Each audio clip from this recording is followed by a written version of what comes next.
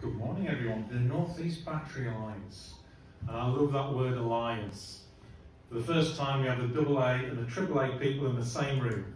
TV remotes of the world unite. You have nothing to lose but your charge.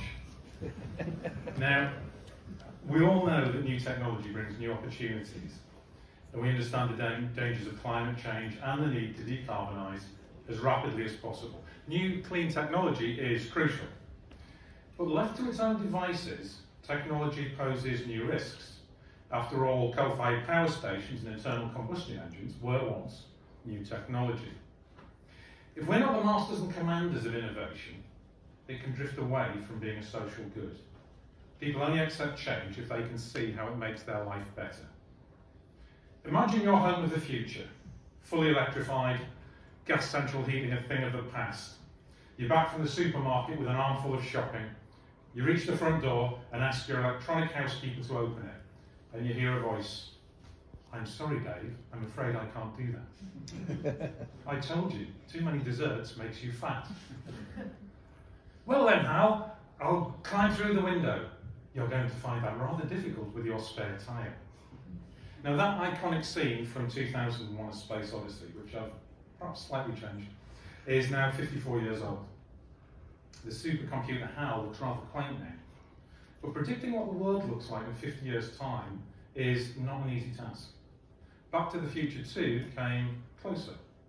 Contactless payment cards, hands-free video games, wearable technology, wall-mounted flat screens, video calls, fax machines in every room. Okay, that one perhaps was a bit dud. And we don't have portable fusion devices. But they weren't bad predictions for the year 2015, when you consider they were made 26 years earlier in 1989. Now, even a couple of years ago, before the pandemic hit us, few of us would have predicted just how little time office workers spend in an office. 10 years ago, Zoom was simply a sound effect you made when you were playing with your kids' cars. Or maybe something you'd use if you had a really good camera. Today, it's a multi-billion-dollar company. The risks of hyper-intelligent AI are a discussion for another day. But there is a risk of technology exacerbating inequality. I've been triple jabbed. I imagine most, if not all of you, have been too. But fewer than 10% of Africans have had even one dose. People in this room switched to Zoom during the pandemic. But at the combined authority, we had to invest hundreds of thousands of pounds to provide laptops for kids in the North East who otherwise couldn't have attended online lessons.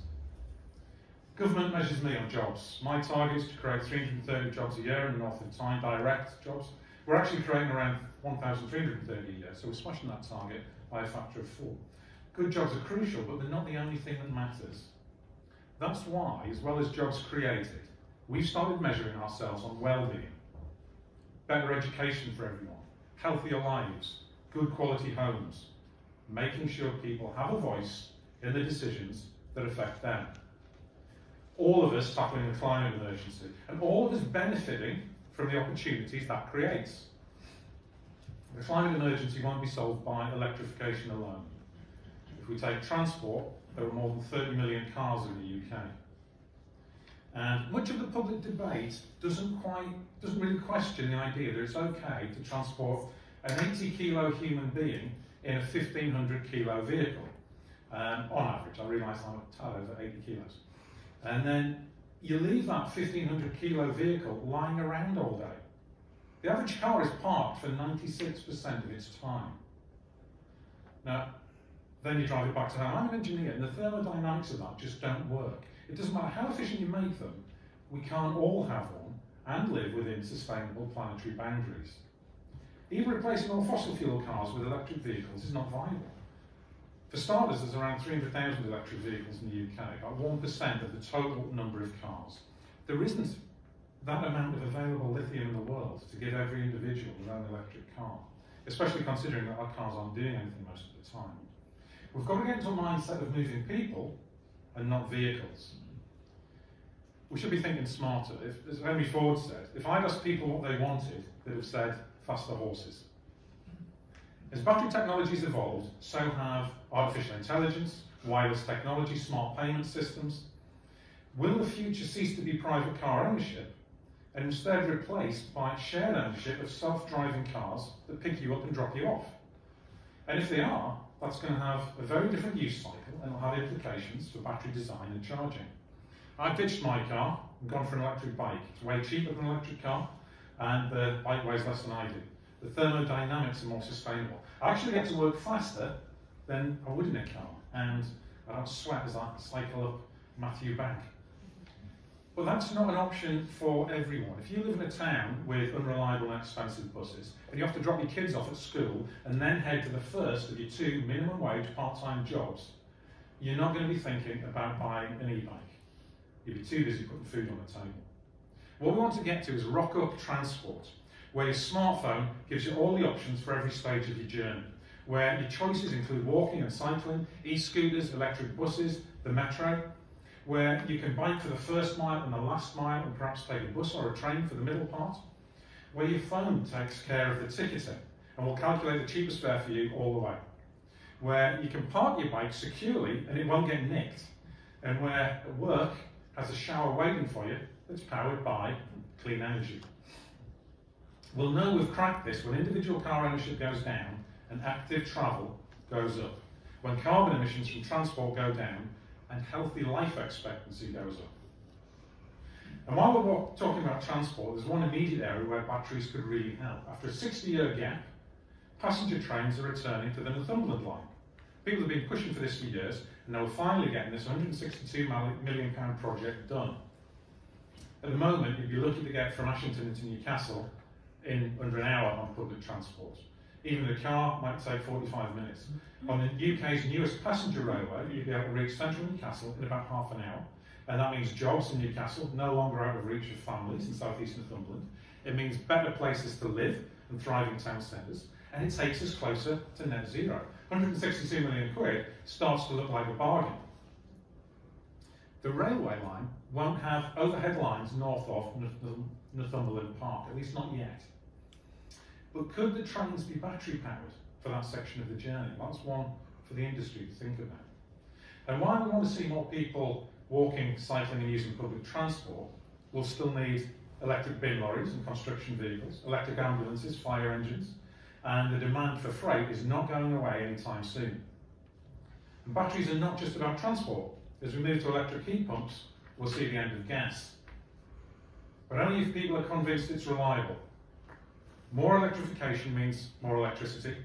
Our grid needs to be up to it. And I do mean our grid, not my grid. A battery pack on every domestic wall will be massively expensive and inefficient. We should be looking at pooling our power and not hoarding it. Renewable energy was questioned for years because of the baseload issue, the claim that we need fossil fuels on hand to ramp up when the wind doesn't blow and the sun doesn't shine.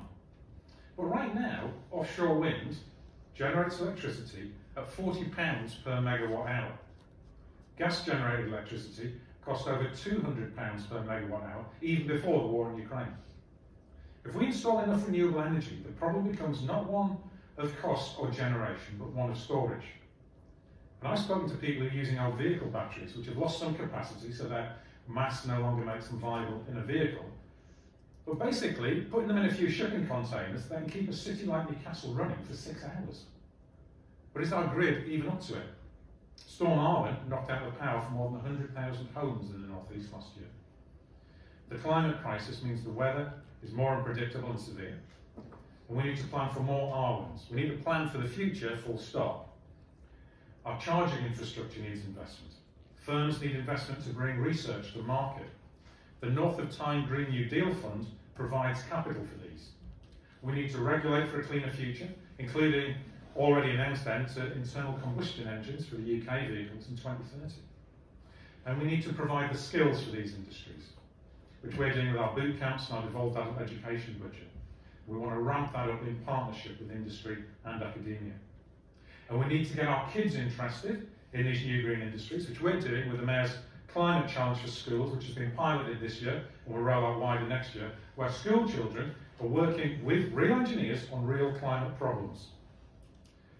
We have a history of innovation. The Northeast was the beating heart of the Industrial Revolution. The electric light was invented on Tyneside. Hydroelectricity was invented in Northumberland. It's time to lead again. We are, once more, leaders in green growth. Together, we will create a zero carbon, zero poverty North East. Thank you.